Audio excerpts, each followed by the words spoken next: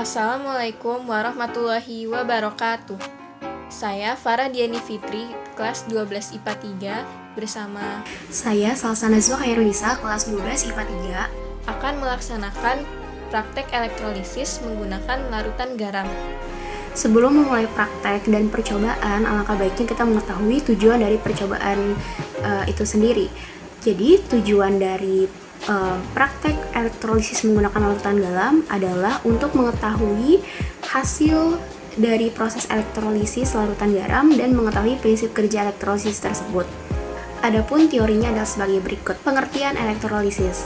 Elektrolisis adalah proses memanfaatkan energi listrik dengan menjalankan reaksi redoks yang tidak spontan. Sel elektrolisis merupakan perangkat yang digunakan dalam proses elektrolisis yang terdiri atas sumber arus searah dan elektroda positif dan elektroda negatif. Adapun zat yang dielektrolisis adalah elektrolit yang berupa larutan atau cairan ataupun lelehan zat murni.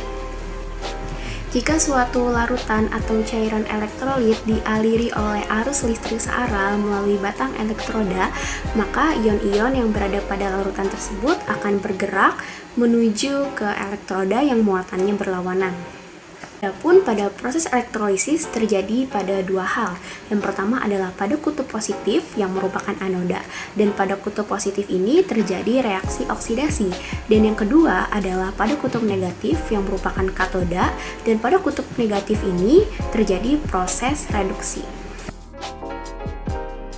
Alat dan bahannya adalah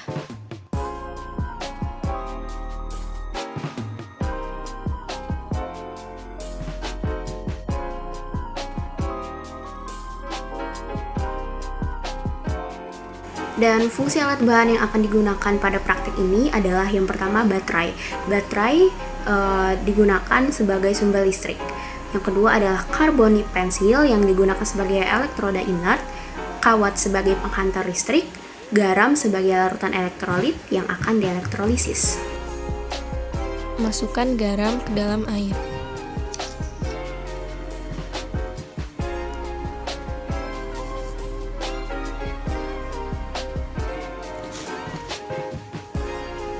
Lalu capitkan penjepit buaya ke ujung pensil dan baterai.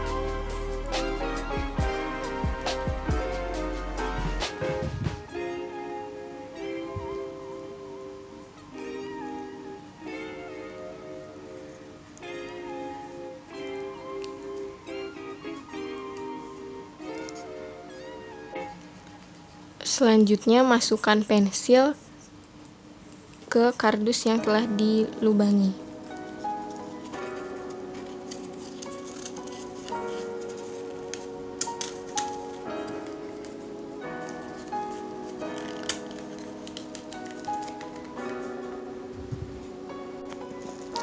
Kemudian masukkan pensil ke dalam air yang sudah dicampur garam.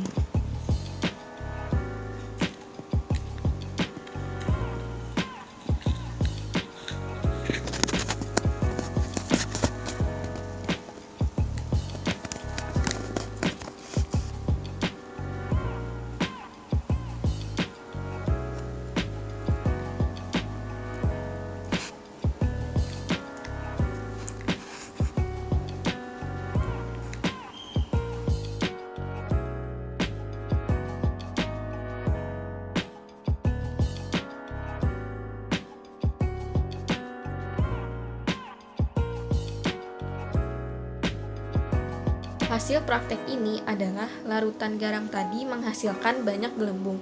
Mengapa bisa banyak gelembung? Karena percobaannya adalah elektrolisis garam yang reaksinya adalah Na+ plus Cl-. Elektrolisis reaksinya dibagi menjadi dua. Yang pertama, katoda, tempat terjadinya reduksi, dan anoda, tempat terjadinya oksidasi. Katoda seharusnya yang mengalami reduksi adalah Na, tetapi karena Na merupakan reduktor yang kuat sehingga yang mengalami reduksi adalah air. Anoda karena elektrodanya inert sehingga yang mengalami oksidasi adalah anionnya yaitu Cl. Adapun reaksi pada katoda dan anoda sebagai berikut.